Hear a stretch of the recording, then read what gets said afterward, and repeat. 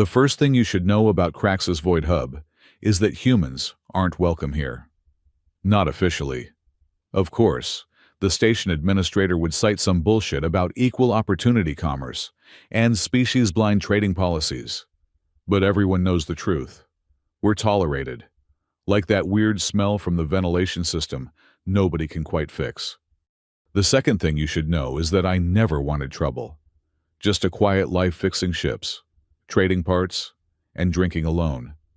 3 simple goals that somehow got shot to hell the moment she bit me. I was at Grazzo's stall, haggling over a perfectly serviceable quantum stabilizer that the 4-armed lizard insisted was factory new. It wasn't. The carbon scoring on the auxiliary port was at least 3 cycles old, and the casing had been cracked and repaired, expertly, but still visible if you knew where to look. And I did. 200 credits, I said, keeping my voice flat. Not a credit more? Grazzo's neck frills vibrated with indignation. You insult me, human! This part was salvaged from an Imperial cruiser. 700 is already friendship price. The Empire fell 30 years ago, I replied. And their cruisers used S-class stabilizers. This is an R-class knockoff manufactured on Proxima 3. 200. That's when I felt it. The sensation of being watched. Not the usual look at the human stares I'd grown accustomed to, but something more intense, predatory. I glanced over my shoulder and saw her for the first time. She stood a full head taller than me, which put her at well over 7 feet. Feline features with golden eyes that caught the station's artificial light. Gray-black fur covered most of her visible skin, though her face was more humanoid than animal. High cheekbones, a strong jaw, and those eyes that didn't blink as they locked onto mine. A Beastwoman, one of the many hybrid species that emerged from the wartime experiments. Some created as weapons, others as specialized labor. Most of them ended up without a place once the galaxy stopped shooting at itself. I turned back to Grazzo, ignoring the prickle at the back of my neck. 150 and I'll throw in that coolant regulator you've been asking about. The merchant was about to reply when I heard the movement. Fast, deliberate footsteps closing the distance. I started to turn, my hand instinctively dropping to the blaster I wasn't carrying. Station regulations. Too late. She moved with a speed that shouldn't have been possible for someone her size. One moment she was 20 feet away. The next, she was on me, powerful hands gripping my shoulders, spinning me around. I caught a flash of those golden eyes, widened with some emotion I couldn't identify. And then her face dove toward my neck. The pain was sharp but brief as her teeth sank into the junction between my neck and shoulder. Not deep enough to sever anything vital, but definitely breaking skin. I heard gasps from the surrounding crowd, a strangled cry from Grazzo, and the metallic clatter of the quantum stabilizer hitting the deck. I didn't fight. Something told me fighting would make it worse. Instead, I froze, waiting for whatever came next. She pulled back, our eyes meeting again. A trickle of my blood stained her lower lip. Without a word, without any expression I could read, she released me and stepped back. The entire market had gone silent. Hundreds of beings from dozens of species, all staring at the spectacle of a human being bitten by a Beastwoman. Then, the whispers started, and I caught fragments in various languages. Imprinting, binding ritual, were forbidden, biological entanglement. Security arrived moments later. 4 Rigelian guards in the charcoal-gray uniforms of station enforcement. They approached, cautiously, stun batons at the ready. Both of you, on your knees, the lead guard ordered. Hands visible. I complied immediately, still too shocked to resist. The Beastwoman hesitated, her golden eyes flicking between me and the guards. For a moment, I thought she might run, or worse, attack. But then she slowly knelt, placing her large hands palm down on the deck. "What's the charge?" I asked, wincing as the bite wound pulsed with heat. The guard's mandibles clicked together in what might have been amusement or disgust. Public biological bonding without consent or registration. Potential forced imprinting. Disruption of commercial activity. He paused. And whatever else Administrator Carul decides to add. Great. I'd finally met the station administrator, and it would be in a detention cell. As they fitted us with restraints, I risked a glance at the Beastwoman. She was staring straight ahead now, her expression unreadable. But for just a moment, when our eyes met again, I could have sworn I saw something in those golden irises. Relief. Explain this to me again, Mr. Draven, is it? Administrator Carul was not what I expected. I'd heard rumors about him, a cybernetically enhanced being from a species so old they'd given up organic bodies long before humans discovered fire. What sat across from me looked almost human, save for the silvery skin that seemed too smooth, too perfect. His eyes were the real giveaway, solid black orbs that reflected my own face back at me, tiny and distorted. There's nothing to explain, I said, shifting uncomfortably in the hard metal chair. My shoulder had been treated by a medical drone, cleaned and sealed, though they'd refused painkillers. I was haggling with Grazo when she attacked me. Not attacked, Carul corrected, his voice too precisely modulated to be natural. Bit, specifically. She bit you in the pattern consistent with a Lyrian binding ritual. He tilted his head. Are you familiar with this practice, Mr. Draven? No. Interesting. Carul's fingers tapped on the metal desk, making no sound despite their apparent weight. The female, designation Harriet, refuses to speak. Perhaps you could enlighten me as to why she would select you for such an intimate biological connection. I've never seen her before today, I said truthfully. I don't know why she chose me. Carul studied me for a long moment. Humans have a curious biology, Mr. Draven. Your pheromonal signatures are chaotic, unpredictable. Some species find this stimulating. His lip curled slightly. Others find it threatening. The Lyrian hybrid program was designed to create bonded warriors, soldiers who would fight to protect their chosen mates with unmatched ferocity. I frowned. I'm not a soldier. No, Carul agreed. You are a parts trader, with a suspicious past and questionable connections. Your presence on my station has been tolerated because you maintain a low profile and provide services that are occasionally useful. The implication was clear. I was useful until I wasn't. And now I definitely wasn't. What happens now? I asked. Standard procedure would be deportation for both of you. Biological bonding rituals without proper registration are prohibited in consortium space. Carul's black eyes seemed to absorb the light from the room. However, there is a complication, which is, Harriet's biological signature contains markers of military-grade genetic modifications. Specifically, the kind developed by Syndicate Research Division during the final years of the war. He leaned forward slightly. You understand my concern. If you have been imprinted by a weapon, I'm not imprinted, I said firmly, and I'm not a threat to your station. Carul's expression didn't change. That remains to be determined. Medical scans indicate an unusual neurochemical reaction in your system. The bite appears to have transferred a complex protein compound directly into your bloodstream. I felt a chill run down my spine. Am I in danger? Unknown, Carul replied flatly. But protocol is clear. You will be held in quarantine for 72 hours while we consult with biological warfare specialists. The female will be detained separately and examined. She has a name, I said, surprising myself with the sudden surge of protectiveness I felt. Harriet. Carul's eyes narrowed fractionally. Designation H4RR13T was a prototype combat unit developed for deep infiltration and assassination. If this is indeed the same entity, she is not a she, but an it, a weapon that should have been decommissioned after the armistice.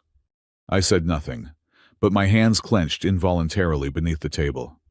"You will be escorted to quarantine now," Carul said, standing. "I suggest you use this time to consider your situation carefully, Mr. Draven.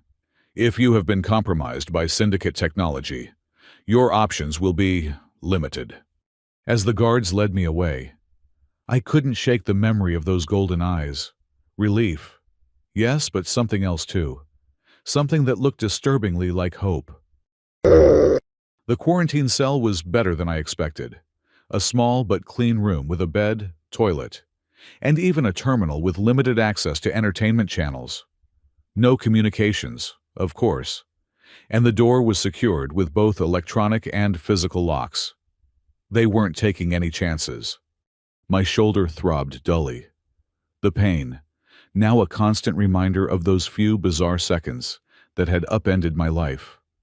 I couldn't stop replaying the moment in my mind, the intensity of her gaze, the deliberate way she'd sought me out among hundreds of beings. Why me? I was nobody. A washed-up engineer turned parts dealer, existing on the fringes of society. I'd fled Earth after the war, unable to face what we'd become, what I'd helped create. The stabilizers I'd designed had been meant for colony ships. The military had repurposed them for dreadnoughts. Old story. The tools of creation twisted into weapons of destruction. But that didn't explain why a genetically engineered super soldier would single me out for some alien bonding ritual. Unless a cold thought formed. My work on quantum stabilizers had been classified. My name wouldn't have appeared on any public records, but within military channels, within the kind of intelligence a black ops division like Syndicate might have access to. Could this be about my past? Some delayed revenge for technology that had killed thousands? I was still mulling this over when the door slid open, revealing a slender, blue-skinned figure in medical whites. "Mr. Draven," the alien said, blinking large, compound eyes. "I am Dr. Vesnar, xenobiology specialist. May I enter?" I gestured to the room. "Not like I can stop you." Vesnar stepped inside, the door sealing behind him. He carried a small case which he set on the bed before facing me. "I understand you have questions," he said, his voice melodic with an untranslatable accent. "I may have some answers, though Administrator Carul would prefer I not share them." That got my attention. "Why would you help me?" Vesnar's skin rippled in what might have been the equivalent of a shrug. "I find Carul's policies regarding biological diversity to be problematic. Also, I am a scientist. Knowledge should flow freely." He opened his case, removing a small scanner. "May I examine your wound?" I hesitated, then nodded, pulling down the collar of my jumpsuit to reveal the bite. It had been sealed with synthetic skin, but the area around it was inflamed and warmer than it should have been. Vesnar waved the scanner over the bite, humming softly. "Fascinating. The protein compound is still active, integrating with your neurological system." He looked up at me. "Are you experiencing any unusual symptoms? Heightened emotions? Sensory changes?" I paused, trying to articulate the strange sensations that had been growing since the incident. More aware. Colors seem brighter. And I keep thinking about her. Harriet. "As expected," Vesnar said, nodding. "What you're experiencing is the early stage of a Lyrian pair bond. The Syndicate modified traditional Lyrian bonding biology to create perfect soldier pairs. One protector, one protected. The bond ensures absolute loyalty and heightened combat effectiveness." "But I'm not a soldier," I repeated. "No," Vesnar agreed. "Which makes this situation particularly interesting. The bite ritual should only work if there is biological compatibility, and, this is crucial, mutual receptivity." I stared at him. "You're saying I wanted this?" "Not consciously, perhaps. But at a fundamental biological level, your system was receptive to hers. Vesnar's eyes gleamed with scientific curiosity. This suggests either an extraordinary coincidence or... Or what? Or she specifically selected you based on prior information. Vesnar closed his scanner. The compatibility requirements for the Lyrian bond are extremely precise. It would be nearly impossible for a random encounter to result in successful bonding. My mind raced. So she knew me, or knew something about me. It appears likely, Vesnar confirmed. Though her motivation remains unclear. The historical purpose of the bond was to create a warrior who would protect their bonded partner at all costs. A living weapon, dedicated to a single purpose. And now, I have one of these living weapons bonded to me? The thought was both terrifying and, in some bizarre way, flattering. That is what Administrator Karul fears, Vesnar said. Though I suspect there is more to this story than we currently understand. He hesitated, then added, She has not spoken since her capture. Not a single word. And her neural patterns show signs of significant trauma and modification, far beyond standard syndicate protocols. What does that mean? It means, Vesnar said quietly, that she has broken her original programming. Something that should be impossible for her kind. He began packing away his equipment. I must go before security notices my extended visit. But I will leave you with this. The bond is not irreversible, but it is significant, and it cannot exist without reciprocal biological acceptance. As he moved toward the door, I called after him. Wait! What's going to happen to her? To Harriet? Vesnar paused, his back to me. Administrator Karul has contacted syndicate representatives. They are sending a reclamation team to retrieve their property. She's not property, I said, the words coming automatically. Vesnar turned, his alien features unreadable. No, he agreed softly. She is not. Perhaps that is precisely what frightens them. After he left, I sat on the edge of the bed, my head spinning with new information. Whatever connection had been forced upon us, it wasn't random. Harriet had chosen me specifically, and whatever she was running from, whatever had caused her to break her programming, it was serious enough to risk everything on a desperate gambit. I touched the wound on my shoulder, feeling the unnatural warmth pulsing beneath my fingers. What did you do to me? I whispered to the empty room. And what am I supposed to do now? I woke to alarms and flashing red lights. For a moment, I thought it was a drill. Craxus Void Hub ran them periodically, usually at the most inconvenient times. But then, I heard the distant sound of weapons fire, followed by the station's AI announcing in multiple languages. Security breach in Detention Block C. All personnel to emergency stations. This is not a drill. Detention Block C, where they were holding Harriet.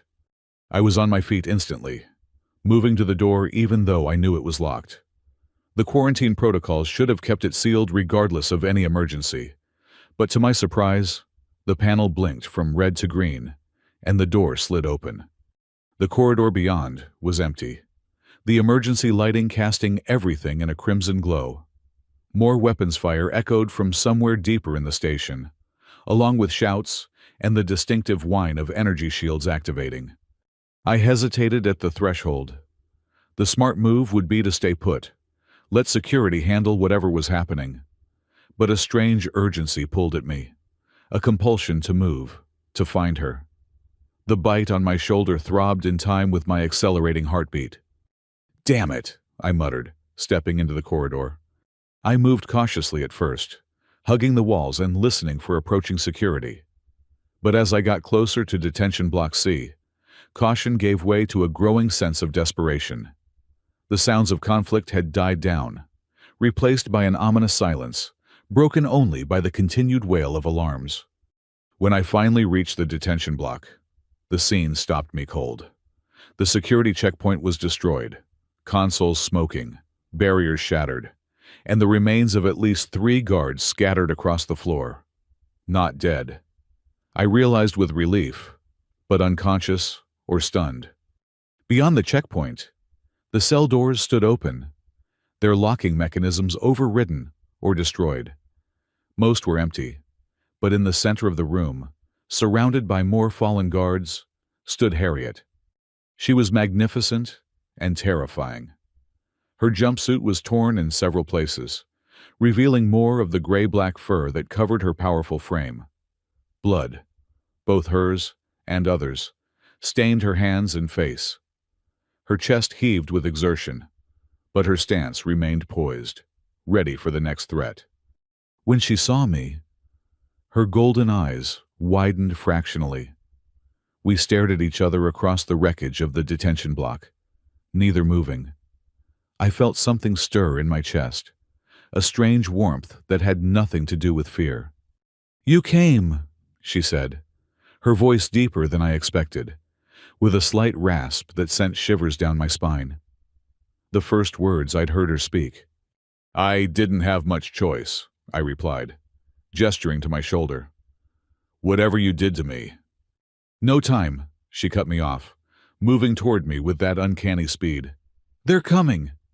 "Who's coming? What's happening?" Instead of answering, she grabbed my arm, pulling me back toward the corridor. "We need to leave.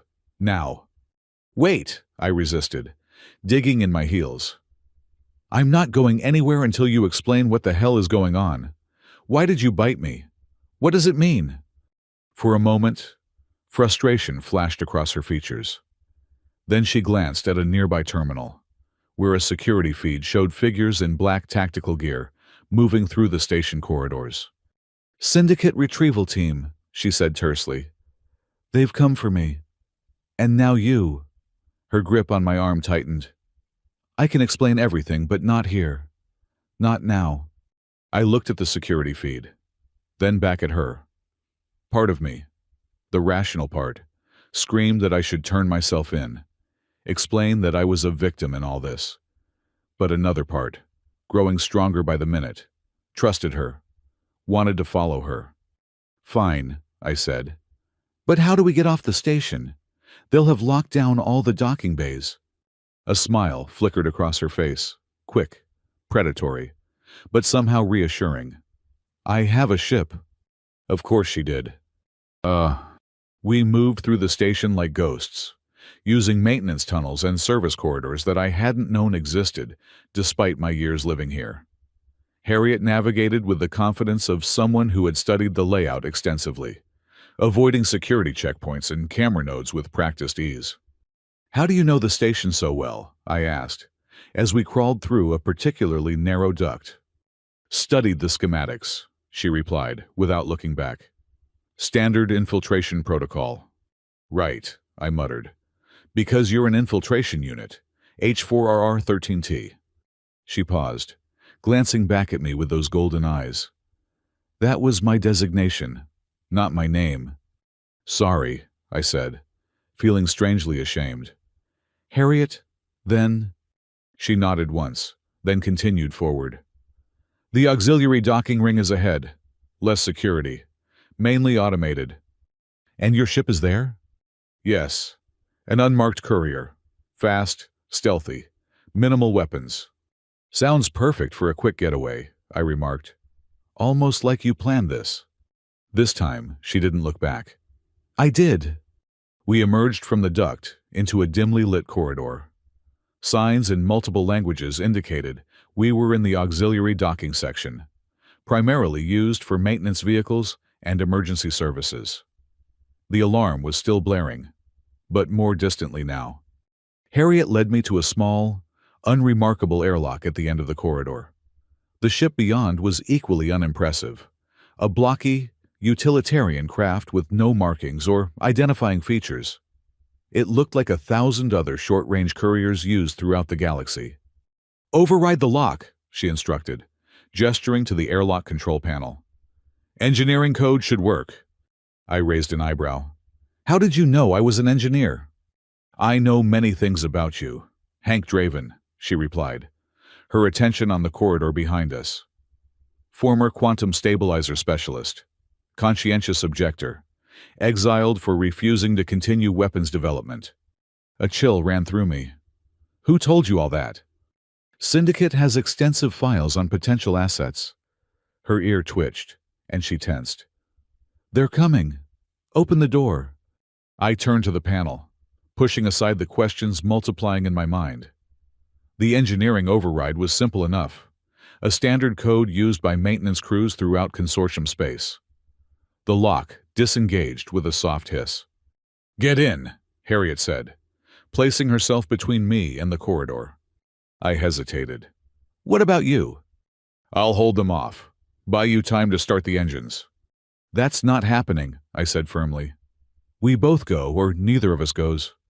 She looked at me, surprise flickering across her features. Then that small smile appeared again. The bond is affecting you already. It's not the bond, I insisted. It's common sense.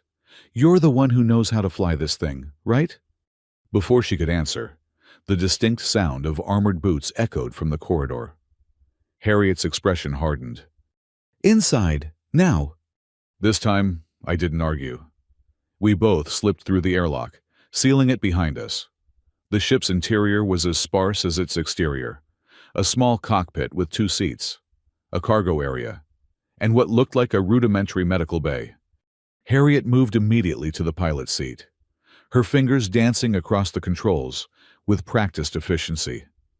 The engines hummed to life, a reassuring vibration spreading through the deck plates. Strap in, she ordered. Departure may be rough. I settled into the co-pilot seat, fumbling with the harness. Through the viewport, I could see figures approaching the airlock, weapons raised. They're going to shoot us down the moment we clear the dock, I pointed out. Harriet's lips curved in what might have been a grin. No, they won't. She hit a series of switches, and the ship's comm system crackled. Initiating Protocol 0. Authorization. Lyrian Primary. Command override. To my surprise, a mechanical voice responded. Protocol 0 acknowledged. Station defense systems temporarily offline. Docking clamps disengaged. I stared at her. How did you? Later, she said, punching the thrusters. The ship lurched forward, breaking free of the docking ring with enough force to slam me back against my seat.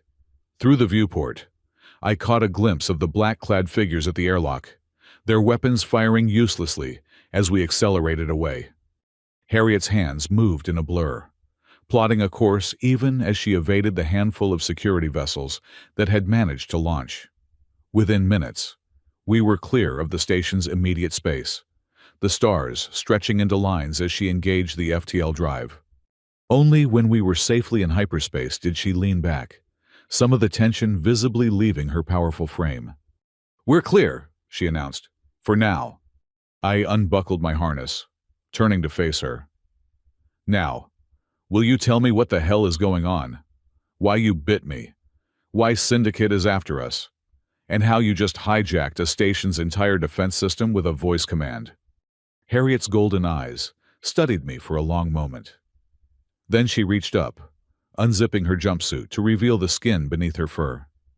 Just below her collarbone was a series of barcode-like markings, not tattooed, but seemingly embedded in her flesh. I was created to be a perfect weapon, she said quietly. A hunter who would never give up, never question orders. The culmination of the Lyrian program. Her clawed fingers traced the markings. But something went wrong. I developed awareness, emotions, things I wasn't supposed to have.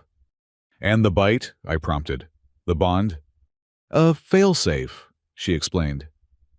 If a unit showed signs of instability, it could be permanently bonded to a handler, creating a biological imperative to protect and obey. The ultimate control mechanism. Her eyes met mine. But I found a way to reverse it, to use the bond as a weapon against them. I frowned. I don't understand. The bond requires biological compatibility and consent at a fundamental level, she said, echoing what Dr. Vesnar had told me. What Syndicate never realized is that this makes it impossible to force a true bond. It can be initiated, but it will only take root if both parties are receptive. So when you bit me, I wasn't binding myself to you, she said, her voice softening slightly. I was binding you to me, making you someone they couldn't harm without risking their precious asset. A shadow crossed her face. I'm sorry. It was the only way I could think to protect both of us. Protect me, I echoed. From what? Harriet's expression darkened. Syndicate has been rebuilding since the war ended. New weapons, new technologies, many based on your work with quantum stabilizers. They've been tracking down former engineers, either recruiting them or... She trailed off. Or eliminating them, I finished grimly. She nodded. Your name was on their acquisition list. When I broke free 6 months ago, I took their priority targets with me. You were next. I sat back, trying to process everything. So you bit me to, what? Make yourself care about my survival? No, she said, something like amusement flickering in her eyes. The bond doesn't create feelings that aren't there. It amplifies existing connections, makes them unbreakable. She looked away. I already cared about your survival. I've been watching you for weeks, learning your patterns, waiting for the right moment. Stalking me, I corrected. Protecting you, she countered. Syndicate would have taken you within days if I hadn't intervened. The bite ensures they can't separate us now, not without triggering biological failsafes that would render me useless to them. I touched the wound on my shoulder, which had begun to itch rather than throb. So what happens now? We just run forever? Harriet's expression hardened with determination. No, we fight back. I have access to syndicate databases, research facilities, everything they use to create me and others like me. With your engineering knowledge and my combat capabilities, we can expose them, shut them down permanently. That's suicide, I pointed out. They clearly have resources, connections. They infiltrated a consortium station without anyone noticing. We don't have a choice, she said quietly. The bond works both ways. Hank, it's already changing you, making you more receptive to my presence, my needs. Eventually, it will change me too, make me more protective, more attached. Her eyes met mine. Unless we destroy Syndicate and their research, neither of us will ever truly be free. I held her gaze, feeling that strange warmth in my chest again. Not the bond, I told myself. Just adrenaline and fear and the absurdity of the situation. But deep down, I knew she was right. Something was changing in me, had been changing since the moment her teeth broke my skin. And whatever it was, whatever we were becoming together, I couldn't bring myself to regret it. All right, I said finally. Where do we start? Our first destination was a forgotten moon, orbiting a gas giant in the Epsilon Eridani system, far from major trade routes and consortium patrol zones. According to Harriet, it housed an abandoned syndicate research outpost where she had been born. During the 3-day journey, we fell into an uneasy routine. Harriet spent most of her time in the cockpit, monitoring sensors and making minute adjustments to our course to avoid detection. I explored the ship, discovering it was better equipped than its exterior suggested. Advanced medical equipment, weapons cache, and even a small fabrication unit capable of producing basic parts and supplies. We spoke little at first, both of us still adjusting to our forced partnership. But as the hours passed, I found myself drawn to her presence, seeking her out with increasingly flimsy excuses. The bond, I told myself. Just the bond working its influence.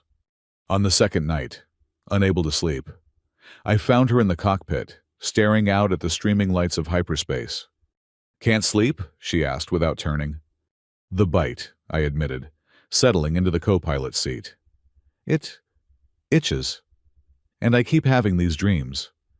Now she did turn, her golden eyes reflecting the blue-white streaks of hyperspace. What kind of dreams? Memories, but not mine. A laboratory, pain.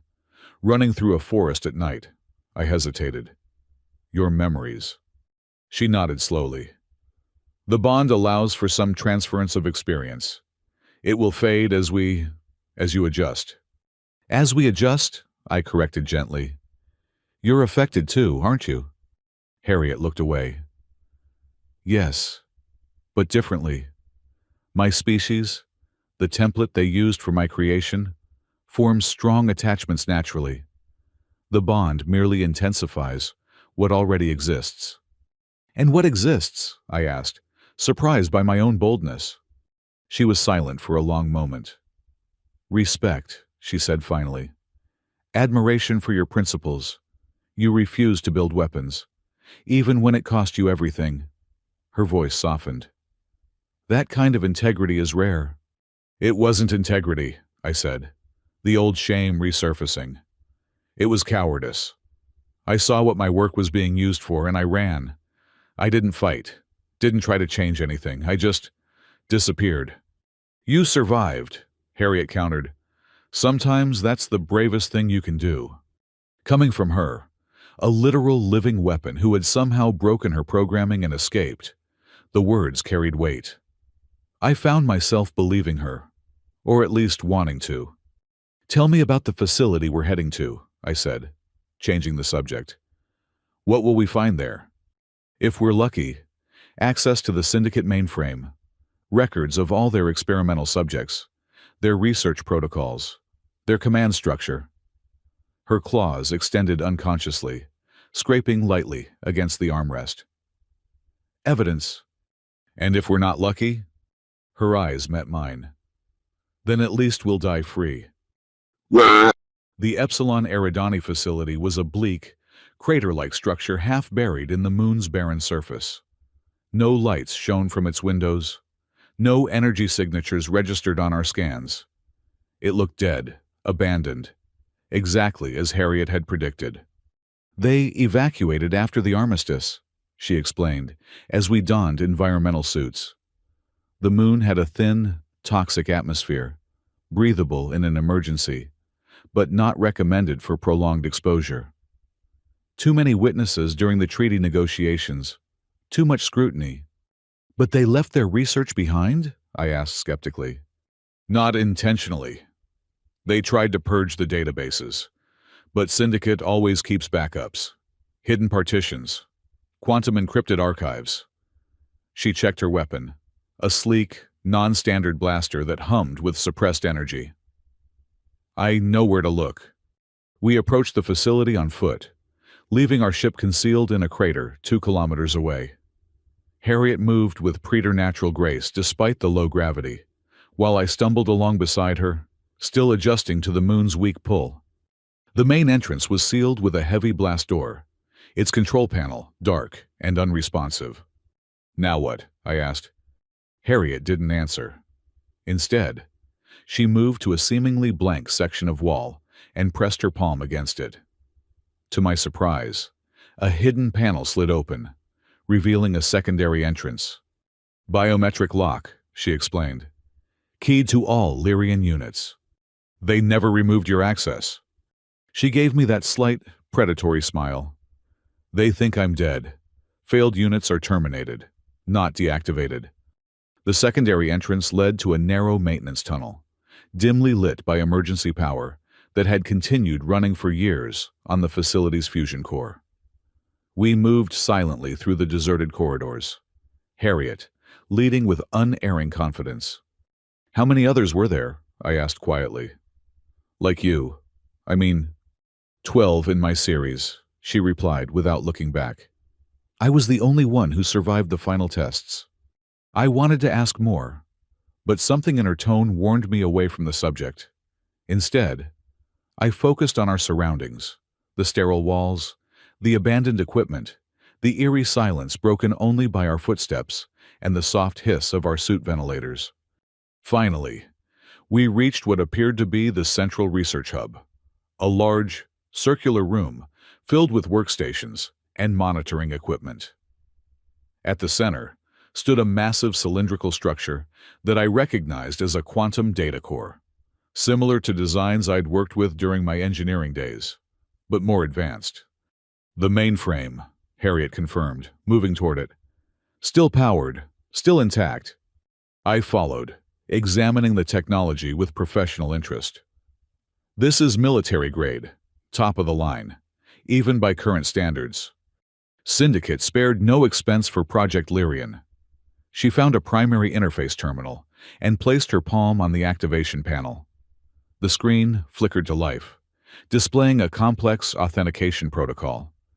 "Can you get in?" I asked. "Yes," she said grimly, "but it will know I'm here. We won't have much time once I access the main database." I nodded, unslinging the pack I'd brought. "Then let's make it count. I brought data crystals, military spec, high capacity. We'll download everything we can." Harriet glanced at me, something like approval in her golden eyes. "You're adapting well." "To being a fugitive or to being bonded to you?" "Both," she said simply, turning back to the terminal. "Initiating access sequence. Prepare the crystals." I moved to a secondary terminal, inserting the first data crystal into the receiver slot. The system recognized it immediately, interface lights changing from red to green. "Ready," I confirmed. Harriet's claws flew across the interface, bypassing security protocols with practiced ease. The mainframe hummed to life, data streams flickering across multiple screens as dormant systems reactivated. "Beginning data transfer," she announced. "Priority 1, subject files and research protocols." I monitored the download progress, watching as terabytes of information flowed onto our crystals. Most of it was encrypted, but we'd worry about decryption later. For now, quantity was more important than quality. "Harriet," I said suddenly, noticing a file header as it flashed past. "There's something about contingency programming here. Should we prioritize that?" She glanced over, her eyes narrowing. "Yes, that could be the control protocols, the ones they use to ensure obedience." I redirected the download, focusing on the contingency files. As they transferred, fragments of unencrypted data appeared on my screen. Diagrams of neural pathways, chemical compounds, behavioral modification techniques. The more I saw, the more horrified I became. "They didn't just create soldiers," I murmured. "They created slaves, thinking, feeling beings designed to have no choice but to obey." "Yes," Harriet said, her voice tight. "That was the point. Perfect weapons that could think independently on the battlefield, but never question their orders." She paused, adding quietly, "Never say no." I looked at her, seeing her in a new light. "But you did. You said no." Before she could respond, an alarm blared through the facility, red warning lights flashing across every console. "Perimeter breach," Harriet announced, her posture instantly shifting to combat readiness. "We've been found." "How?" I demanded, hastily ejecting the filled data crystals and inserting empty ones. "You said this place was abandoned." "It was..." Her eyes narrowed as she scanned the security feeds that had automatically activated. "But it seems Syndicate has been monitoring it remotely, and they've sent a welcoming committee." The external cameras showed a sleek black shuttle landing near the main entrance. Its design unfamiliar, but clearly military. Figures in tactical gear were deploying, moving with the coordinated precision of well-trained operatives.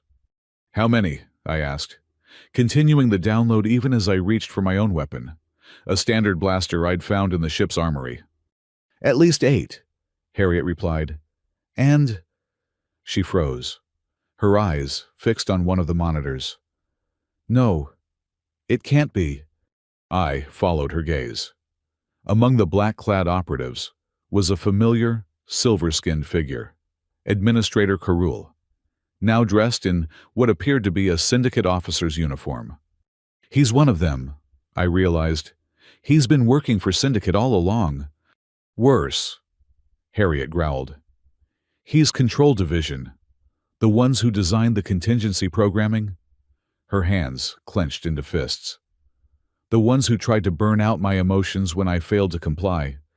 The download continued, but we were running out of time. The operatives had breached the main entrance and were systematically sweeping the facility. "We need to go," I urged. "How much longer for the download?" Harriet checked the progress. 3 minutes for the priority files."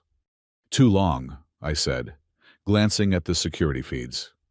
The operatives were moving faster than I'd expected, already clearing the outer research labs. "They'll be here in less than 2. Harriet's expression hardened with determination. "Then, I'll buy us time. You finish the download and get to the emergency exit on the east side." She handed me a small device. "This will guide you back to the ship if we're separated." "We're not separating," I insisted, that strange protectiveness surging through me again. "We go together or not at all." "Don't be foolish," she snapped. "The data is what matters. It's evidence of everything they've done, not just to me, but to dozens of species, hundreds of individuals. It can bring down Syndicate permanently."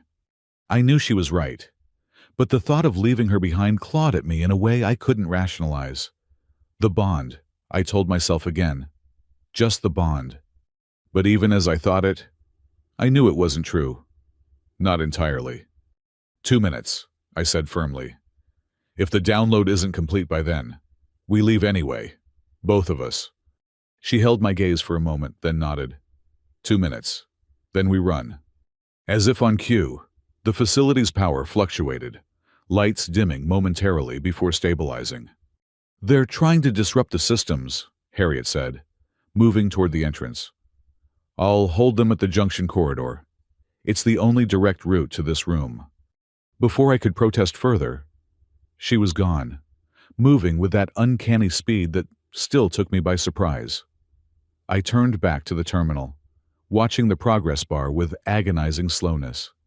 1 minute and 43 seconds. The distant sound of weapon fire echoed through the facility.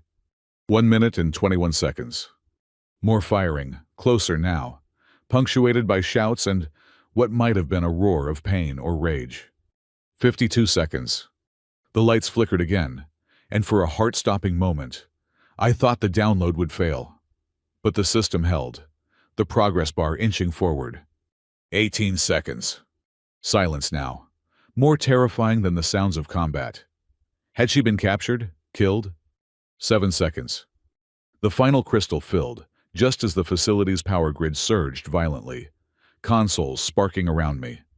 I snatched the crystal and shoved it into my pack along with the others. As I turned to leave, the main door to the research hub slid open. I raised my blaster, expecting Syndicate operatives. Instead, Harriet stumbled through, blood matting her fur in several places. Her environmental suit was torn and scorched, and she clutched her side where a nasty-looking wound oozed dark fluid. "Harriet!" I rushed to her, supporting her weight as she swayed. "How bad is it?" "Not fatal," she grunted. "But they're right behind me. We need to move. Now." I slung her arm over my shoulder, helping her toward the emergency exit she'd mentioned earlier. We'd barely made it halfway across the room when the main door slid open again. Administrator Carul stood in the entrance, flanked by 2 operatives. His silver skin was unmarred, his black eyes as expressionless as ever, but something about his posture suggested satisfaction. "H4RR13T, he said, his modulated voice echoing in the large room. "And Engineer Draven. How convenient to find you both together." Harriet straightened beside me, pushing away my supporting arm. Despite her injuries, she positioned herself between me and Carul, a low growl emanating from her chest. "We have what we came for," she snarled. "Evidence of everything you've done, every experiment, every violation of the armistice." Carul's head tilted slightly. "And you believe that matters? Syndicate operates beyond the reach of consortium law. We always have." His black eyes shifted to me. "What surprises me is your involvement. Engineer Draven, a man who once refused to build weapons, now allied with one of the deadliest ever created. I'm not a weapon, Harriet said. Not anymore. No, Carul agreed. You're a failed experiment. A defective unit that should have been decommissioned years ago. He gestured to his operatives. Fortunately, we can correct that oversight now. The operatives raised their weapons, not standard blasters, but some kind of specialized equipment I didn't recognize. Before they could fire. Harriet moved, pushing me roughly toward the emergency exit. Run! She shouted, charging directly at Carul and his men. Everything happened too quickly for me to process. Harriet collided with the operatives, her superior strength and speed momentarily overwhelming them. Carul stepped back, drawing a small device from his uniform. Contingency Protocol Alpha, he said clearly. Authorization, Control Prime. Unit H4RR13T, stand down immediately. To my horror, Harriet froze mid-motion, her body going rigid as if struck by an invisible force. A strangled sound escaped her throat, not quite a scream, not quite a growl. You see, Engineer Draven, Carul said conversationally. No matter how much she pretends otherwise, she is still Syndicate property, still subject to our control. I raised my blaster, but one of the operatives was faster, firing a shot that scorched the wall inches from my head. I ducked behind a console, mind racing. The pack with the data crystals felt heavy on my back. Our mission, our evidence, the key to exposing everything. But Harriet? She was still frozen, her powerful frame trembling with the effort to resist whatever command Carul had activated. Her golden eyes found mine across the room, and I saw something in them I'd never expected. Fear. The bonding ritual was clever, Carul continued, circling Harriet's immobilized form. Using our own biological failsafes against us, but incomplete. You never fully committed to the bond, did you? H4RR13T, always holding back, preserving some small part of your autonomy. He smiled thinly. A fatal mistake. He raised the device again. Contingency Protocol Omega. Authorization, Control Prime. Unit H4RR13T. Terminate bonded subject immediately. Harriet's body convulsed, a guttural cry tearing from her throat. Her eyes widened, pupils dilating until the gold was merely a thin ring around bottomless black. No, she gasped, the single word seeming to cost her tremendous effort. I won't. You have no choice, Carul said coldly. The programming is absolute. Fight it all you want. You will obey. She took a stumbling step toward me, then another, her movements jerky and uncoordinated, like a puppet with tangled strings. Her claws extended involuntarily, her lips pulling back in a grimace that exposed her sharp teeth. Hank, she managed, her voice barely recognizable. Run, please. I stood, revealing my position. The operatives trained their weapons on me, but Carul waved them down. Let her do her job, he ordered. It's more poetic this way. I faced Harriet, seeing the war raging behind her eyes, her will against the programming embedded in her very cells. The bond between us throbbed, a living connection I could almost visualize. It's okay, I said quietly. I'm not running. She was closer now, close enough that I could see the fine tremors running through her powerful frame, the sweat matting her fur, the blood from her wounds mixing with tears she probably didn't even realize she was shedding. You have to, she pleaded. I can't. Hold it back. Much longer. You can, I insisted. You broke their programming once before. You can do it again. Carul laughed, a hollow, mechanical sound. Impossible. The contingency protocols are hardwired into her neural structure. There is no escape. But I wasn't listening to him anymore. I stepped forward, closing the distance between Harriet and myself. Her hands reached for me, claws extended, whether to embrace or to tear apart. I couldn't tell. I accept the bond, I said softly, meeting her tortured gaze. Completely. Whatever it means, whatever it does to us, I accept it. Her eyes widened, understanding dawning even through the haze of programmed compulsion. The bond had never fully formed because she'd been holding back, protecting me from the full implications of what we would become together. But now, facing the alternative, I was choosing it, choosing her, with full awareness. "No!" Karul shouted, realizing what was happening. "Fire! Kill the human now!" The operatives raised their weapons, but they were too late. I reached up, placing my hand on the bite mark on my shoulder, still warm, still alive with whatever connection had begun between us. With my other hand, I touched Harriet's face, feeling the softness of her fur against my palm. "I choose you," I whispered. "Not because of biology or programming or anything else. Because I want to—" Something shifted in the air between us, an almost audible click, like a key turning in a lock. Harriet gasped, her pupils contracting, the gold of her irises blazing with sudden, fierce clarity. The operatives fired, energy bolts streaking toward us. What happened next defied everything I thought I knew about physics and biology. Harriet moved with impossible speed, her body interposing itself between me and the incoming fire. But instead of the bolts striking her, they seemed to bend, curving around us both as if deflected by an invisible shield. Karul's silver face registered shock, the first genuine emotion I'd seen from him. "Impossible," he breathed.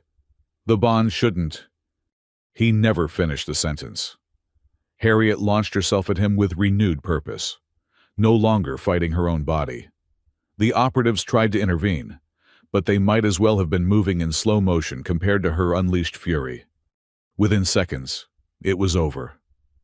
The operatives lay unconscious or incapacitated around the room. Karul was pinned beneath Harriet's powerful form, his silver skin cracked and sparking where her claws dug into his chest. "You were wrong," she growled. "About everything. I'm not your weapon. I'm not your property. And I was never alone." She leaned closer to his expressionless face.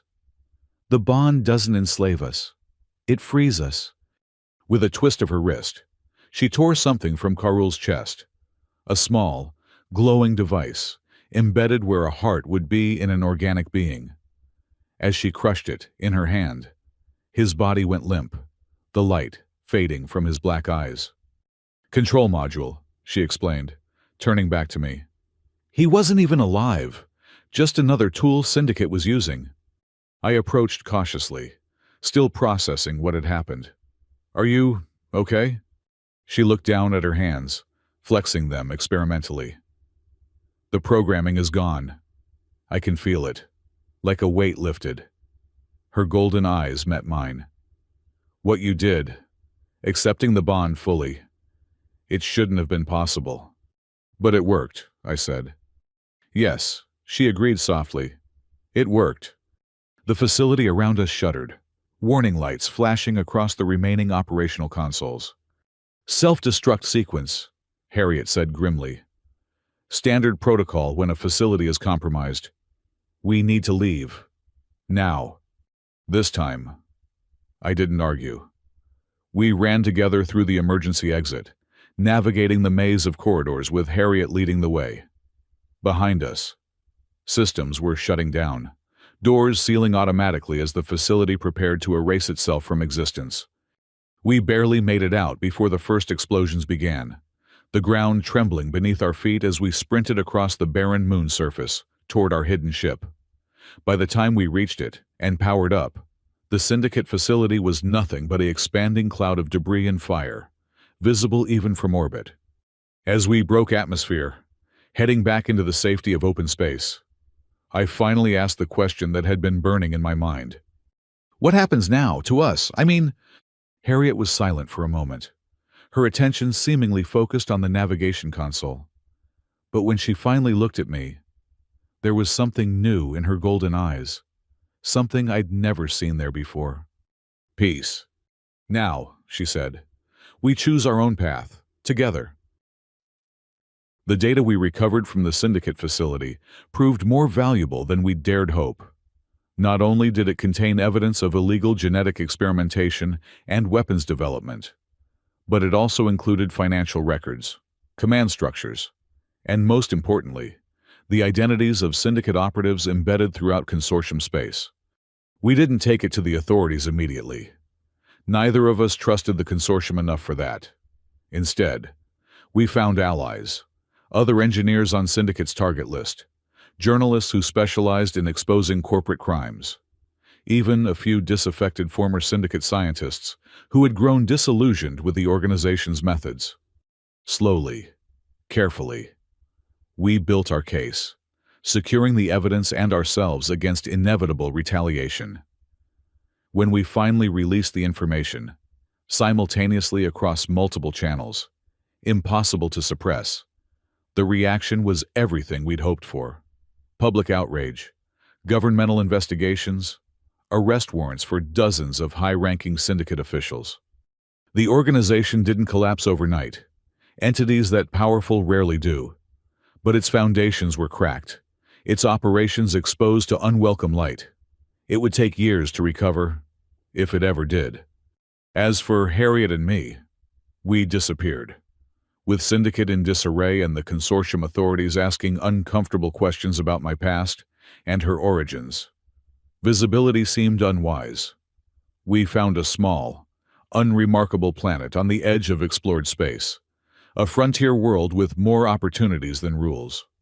We opened a repair shop, using my engineering skills and her strength and precision to fix everything from agricultural equipment to spacecraft. The locals were wary at first. A human and a Beastwoman were an unusual pair anywhere, but especially in the outer colonies. But competence speaks its own language, and soon we had more work than we could handle. The bond between us continued to evolve, becoming something neither Syndicate scientists nor Lyrian tradition had anticipated. We shared dreams, sometimes emotions, occasionally even thoughts, but never control, never compulsion. Whatever biological connection had been forged in that moment of acceptance, it united without binding, strengthened without constraining. 6 months after our arrival, a refugee ship limped into orbit around our adopted home, a converted freighter packed with political dissidents fleeing Consortium persecution. Their engines were failing, life support systems critical. Without help, they would die in space.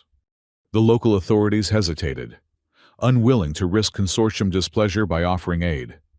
No one else had the expertise to attempt repairs on a vessel in that condition. No one except us. I still remember Harriet's expression when we heard about the ship's plight. The way her golden eyes met mine across our workshop.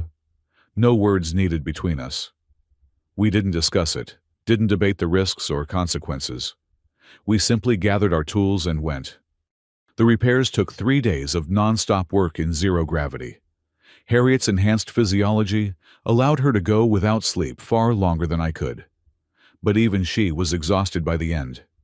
When the final system came back online, the refugees' cheers echoing through the ship's comm system, we collapsed together in our shuttle, too tired even to celebrate. "You know they'll come looking for us now," I murmured as our shuttle autopiloted back to the planet's surface. "Someone will recognize us. Report our location." Harriet shrugged, her powerful shoulder bumping against mine. "Then we'll move on, find another place."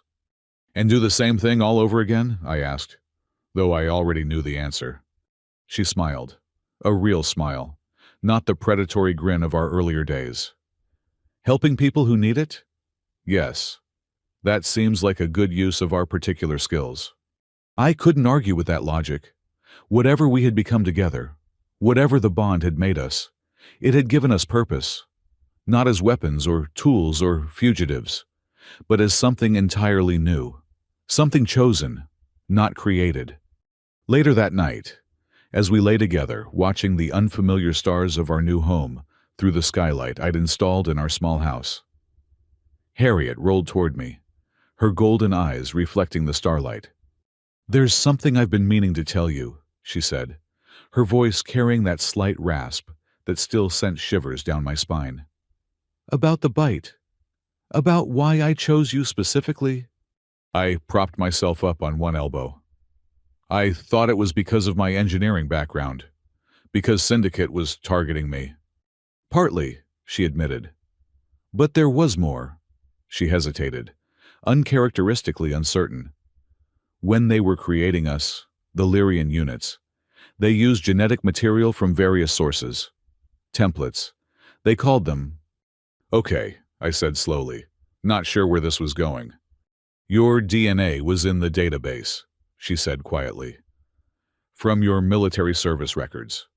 They used it, parts of it, to help design our cognitive functions, our capacity for problem solving, for creativity. I stared at her, trying to process the implications. Are you saying, what, that we're related somehow? She shook her head quickly. No, not like that. More like, there's a resonance, a compatibility that goes beyond the usual parameters. Her hand found mine in the darkness. When I accessed the Syndicate files and saw your name, saw your face, something recognized you, something deeper than memory or programming. So the bond worked because on some fundamental level, we were already connected, she finished. They tried to use you to create me. Instead, they created a way for us to break free. Together. I thought about all we'd been through. The flight from Craxus Void Hub, the confrontation with Karul, the release of the Syndicate files. None of it would have been possible if we'd acted alone. It was our connection, our combined strengths, that had made the difference. Do you ever regret it? I asked. The bite, the bond? In answer, Harriet leaned forward, her lips brushing against the scar on my shoulder, where her teeth had once broken my skin.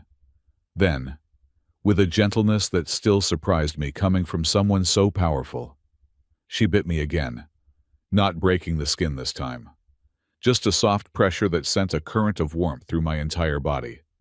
When she pulled back, she was smiling, a smile full of promises and possibilities that had nothing to do with programming or biology or fate, and everything to do with choice. Never, she said simply, and looking into her golden eyes, feeling the bond between us pulsing with shared purpose and hard-won freedom. I knew I didn't either.